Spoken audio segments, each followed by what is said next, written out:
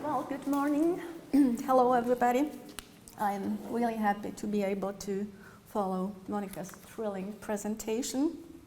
And the topics I have chosen to discuss today are closely related to illness, female experience of growing up and experiencing one's body, identity or identities, lack or excess of emotion, lack or excess of reasoning, individual and collective memory. Which was my motivation? In spite of the impression that literature has ended up at the margins of intermediate research, in spite of the fact that many intermedialists as well as scholars applying other methods of cultural analysis suggest to focus on the impact of digital media and on modes of representation and communication practices, I consider the ongoing co-functioning of old media and the or what I would refer to as post-digital return to material media products worth paying an equal attention. Material existence of a product, such as a book, retains or brings back the direct sensorial proximity and intimacy of the reception of cultural representations, while the direct sensorial experience of the recipient may become an indispensable component of the process of meaning-making. Two recent publications aimed at rendering sensitive themes definitely deserve to be considered a beautiful book in terms of the arts and crafts tradition, or Thomas James Cobden Sanderson, to name just one. I see them as books, artifacts. It's only seldom I touch the very bottom by Martina Lupinková, illustrated by Lenka Chánová, is a collection of adapted, authentic narratives of people suffering from and recovering from eating disorders. Mařka, named after its protagonist, is an intimate recount of the process of the author's growing up next to a handicapped peasant woman whose way of life molded the future visual artist's and writer's capacity to perceive, experience, and to try to understand. These books were published as limited editions in a Czech publishing house, symptomatically called Men, which means men are not excluded, but the women are the focus. The publisher's idea is to produce books that are not supposed to be merely consumed, but to become a component of the reader's intellectual and material environment. A reader interviewed by the issue of eating disorders objected that books on hot-button themes should be issued in paperbacks to be read just by anyone on the subway or on a train. Not only does her objection miss the aim of the publisher, but also the essence of these two books. I would explain this essence as a substrate of affectivity. These books are capable of eliciting emotional engagement in the reader as others do, but they are distinguished from others in offering a plurality of sensation, of sensorial experience that results from the inevitable physical interaction of the reader with the book. The particular constellations of the verbal, visual, and material components of this book clearly surpass the scheme of combination of media, understood in terms of Wolf's classification of 2002.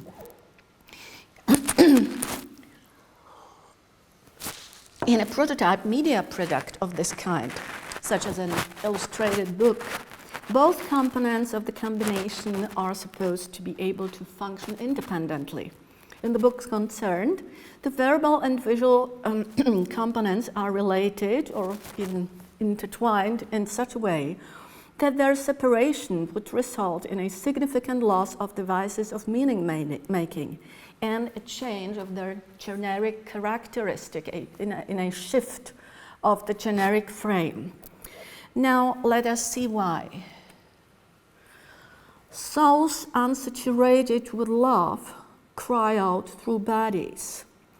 This metaphoric conceptualization of eating disorders, suggested by the therapist Teresa Nečtolbová, may be comprehended also as a distant yet pregnant synecdoche of affectivity. So, Monica, this may be actually an example of a spot where our contributions connect.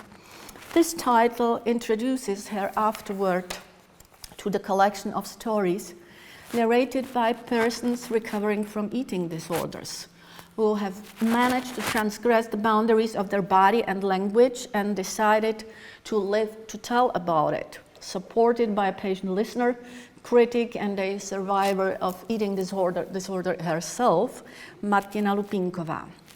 The book's title relates also to the author's perspective. She hoped not only to reveal the variety of causes behind eating disorders, but also the variety of individual ways to recovery that may encourage others.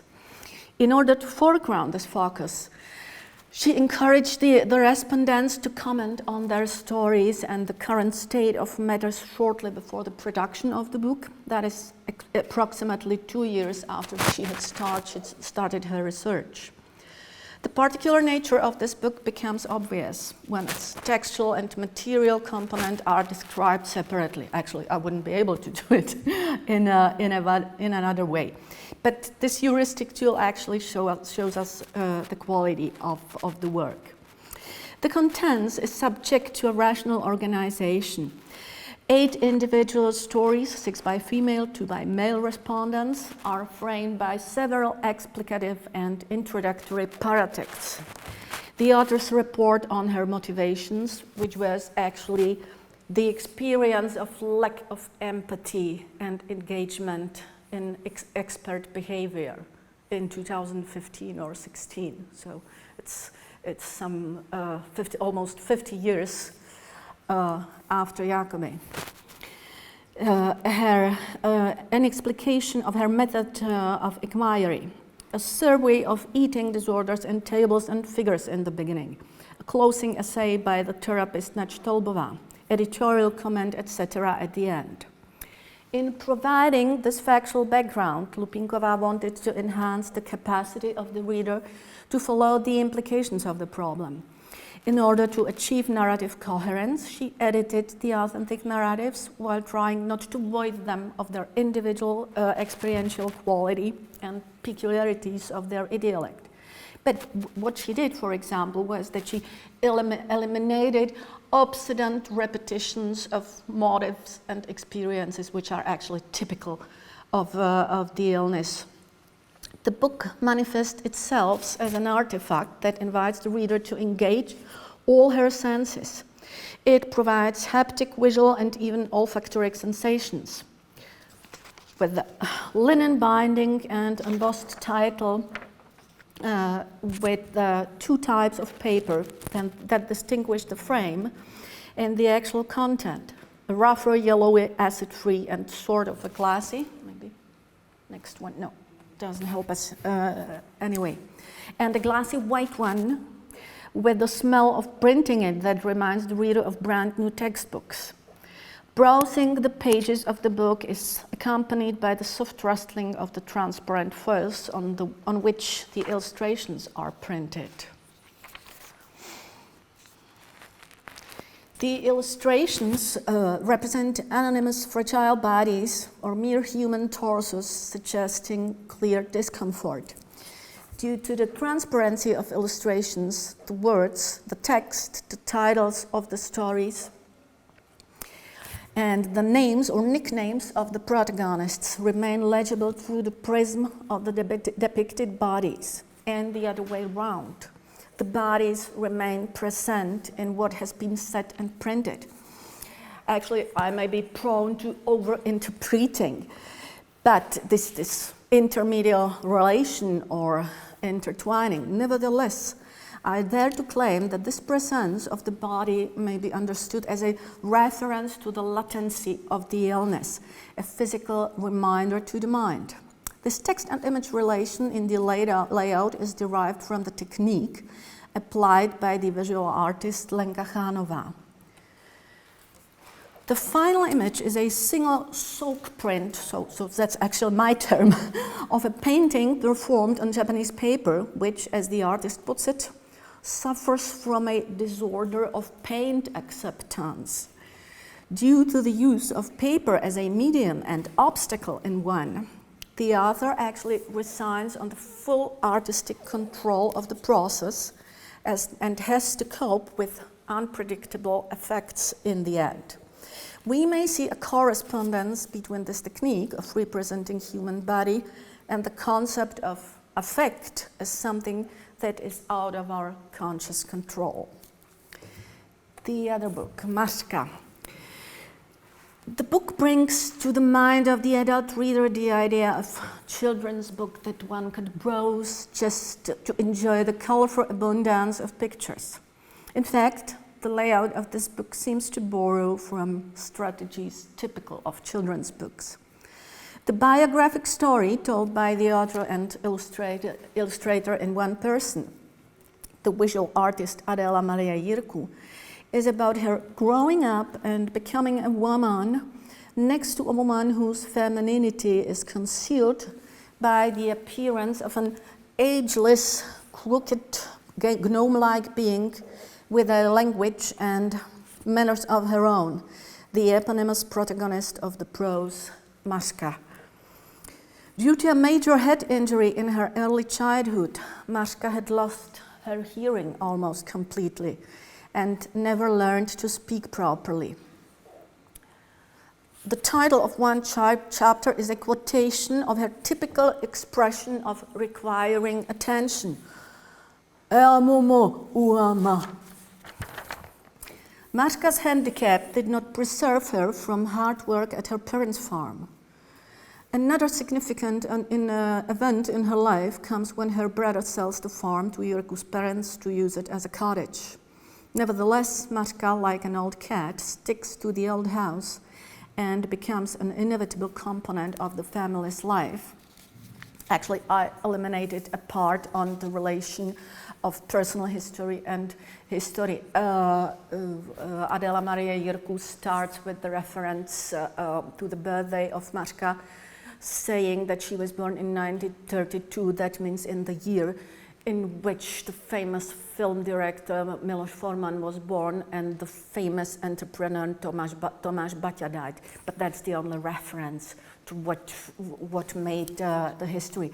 Otherwise, it's a summary of Maska's early life, and actually a additional structure of everyday situations from which one can tell that everything goes on in the 1990s, coming from references to TV series, talk show, favorite toys and drinks, etc. So there are only cues for someone who knows the Czech 1990s, but the history is not important. Maska, perceived as scary, if not repulsive, in her initial encounters with Adela, seems to have become a major factor in the author's process of self-identification. Adela's identity was molded by two distinct environments: that of a renowned artist's daughter living in Prague, who has to watch out not to use dialect or words at school because her classmates might think she's weird, and that of a country girl who has not only acquired full command of the local dialect, but obviously considers it her first language, since it expresses the knowledge, attitudes, and wisdom of the tribe she has adopted and has been adopted by, that of the people inhabiting a remote small village in the Moravian mountains. If Maska were a fiction, we would speak of intradiegetic narrator focused on the main character. The author insists that the narrative is meant to draw a portrait of Mařka and to present an homage to her extraordinary personality. This intention is expressed also in the illustration. Jirku blurs the faces of other characters so that they may not divert the recipient's attention from the protagonist. Yet, in trying to recount the life of another person, the narrator reveals a lot about herself. Actually, the narrative structure lies, rather than in a plot, in describing Mařka's everyday routines and typical social responses, rendering the attitudes of local people or bringing summaries of funny situations to the mind of the audiences, as if they were there. Under this additive composition, the time of life passes unnoticed. In the end, the adult narrator has to cope with Mařka's lonely passing away. The narrative discourse features fluid shifts of perspective, from that of a schoolgirl to a nostalgic young woman, or to the voice of folk wisdom or local collective memory. I shall give a few exemplification of the visual encounters of the narrative, of the visual counterparts of the narrative perspective. These sketch-like images of the turkeys that end up in something similar to a child drawing to your right actually express the girl's fear of the horrifying animals. It's also one of the examples of Jirku's ability to employ the traces of the process of drawing as devices of meaning-making. Since Mařka preferred the layered look achieved by combining pieces of second-hand clothing featuring peculiar patterns that would never match, her clothes would soak up layers of her physical existence. The weekly invitation from the female members of the Jirku family to take a bath has turned into a ritual, which everyone actually enjoyed, into an exclusively female practice referred to as women's business. It's only women's business. At early age, the narrator and her sister Camilla were allowed to act only as hairdressers and stylists. Having been invited to the act of bathing itself was comprehended as being initiated and acknowledged as a woman. And Mařka's pure joy of being pampered, despite her fragile, crooked and hurt body, provided a lesson of the acceptance of body for everyone. The narrator describes the process of removing the layers of used clothes as kind of an archaeology, looking forward to discover another fascinating pattern. This passion for patterns brings Jirku's work close to the zone of writings that include embroidered illustrations, marking a relation to folk crafts and to the tradition as cultural continuity. You might have participated in Maria Muma talks yesterday about Pakistani embroidered works. Embroidered works or embroidered pieces may be found in Jirku's artistic inventory as well. Although she did not employ the technique while illustrating Mařka, her pastel drawings may resemble embroideries with stitches of thick thread placed close to each other. In fact, the strokes of her pastels burst of energy and elicit in the reader, at least in me, the desire to add a few of her own, since there remains plenty of space. Originally, the more or less ordered lines of colors, you may see them to the right or in the upper part of the left page. So these lines of colors resulted from simple cleaning of the pastels or testing color combination. The graphic designer Stepan Marko has transformed these traces into a device of unifying and dismantling the layout of the book at the same time. So you may see it in the table of contents. There are even 3 variations of the publication.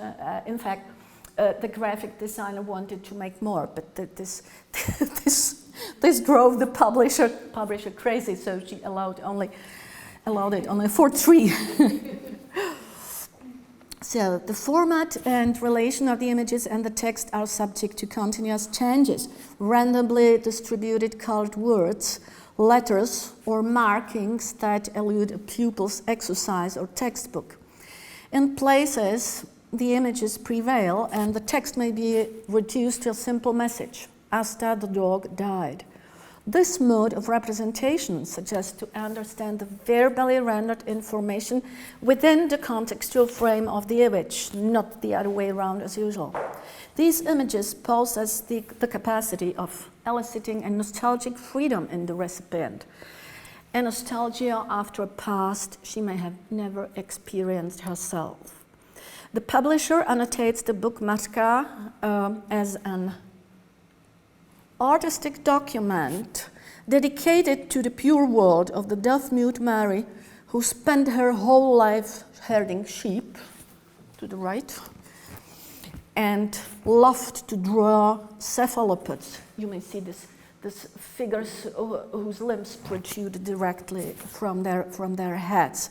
And actually, this writing result is from Adela's embracing the role of the teacher and just exercising the power of literacy, whereas it made Matka feel well because she fitted in the society of the literate ones. Though the book comprises an archives with samples of Matka's drawings and writings, as you may see here, I hesitate to consider it a document. In this case, the documentary and artistic component can be hardly separated from each other, since they progress in a parallel flow of poetic narration and images that may refer to entities of the actual world, but represent mainly complex states of mind, body, and environment distilled from Matka's physique, behavior, movements, customs, her particular modes of communication with people and animals, all this related to, refused or adopted, and even embodied by the narrator, who as a budding artist added her middle name Mary to her signature. I think the genre may be worth discussing within the concept of, within the context of post-autonomous literature, or another state of writing, as the Argentinian critic Josefina Ludmer puts it. And she christened the prose that does not necessarily value self-referentiality and original imagery, and instead is ready to substitute fiction with authentic evidence of everyday imagination and records of its experience. If it were up to me to suggest a conceptualization of the books I have discussed here, I should opt either for experiential writing or affective document. Thank you for your attention.